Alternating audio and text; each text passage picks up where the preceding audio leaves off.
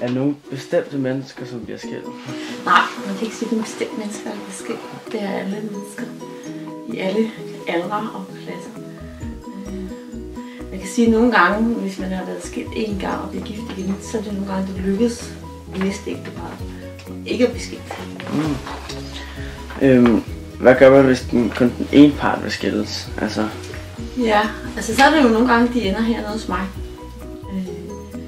Og hvis den ene part vil skilles, så har hele ægteskabet jo et stort problem. Ja. Fordi det er jo den, der vil skilles der. Hvis man vil skilles, så vil man jo skilles. Men der er heldigvis mange muligheder. Og man kan også komme der, hvor man bliver skilt i amtet, der er også nogle mælere. Og man har en periode i nogle kommuner faktisk tilbudt gratis terapi, fordi man ved, det er rigtig, rigtig vigtigt, for eksempel for børnene, at blive sammen. Oplever du tit, at folk har det samme problem? Det problem, jeg oftest oplever, det er faktisk det at snakke sammen. Det er den største problem, og det lyder måske mærkeligt. Men jeg tror måske, I kender det med, at man tror, man snakker om det samme, og det gør man ikke. Og så kommer man til at misforstå og tolke. Og nogle gange har folk så travlt, så de ikke får snakket sammen i hverdagen. Så det er faktisk en af de allerstørste problemer, det er, at man ikke får snakket sammen ordentligt i hverdagen. Hvad kan man gøre for at holde kemien? Ja, voksne skal jo passe på deres parforhold, og det skal ikke kun handle om børn og indkøb. Man skal huske at pleje sit forhold. Man skal for eksempel snakke sammen, og man skal også gå ud sammen. Man skal have det sjovt sammen. Både som hele familie, men også som par. Og det tror jeg, der er mange forældre, når de får 2 små børn, glemmer at passe på hinanden. Hvordan påvirker sexlivet kemien mellem partner? Det er altafgørende.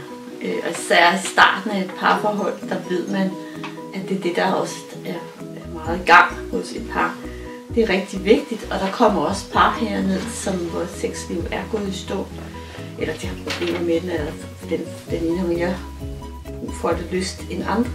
Så sex er rigtig vigtigt. Er det okay at have hemmeligheder for hinanden? Ja, det er bare inde på, hvad det er for nogle. Men jeg synes, det er utroligt vigtigt, at man har hemmeligheder.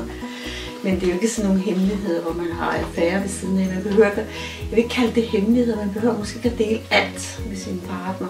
Man kan gøre det med sine venner, veninder og forældre. Fordi det er også vigtigt, at man har sit eget plads inde i et parforhold. Så man ikke bare fuldstændig vokser sammen.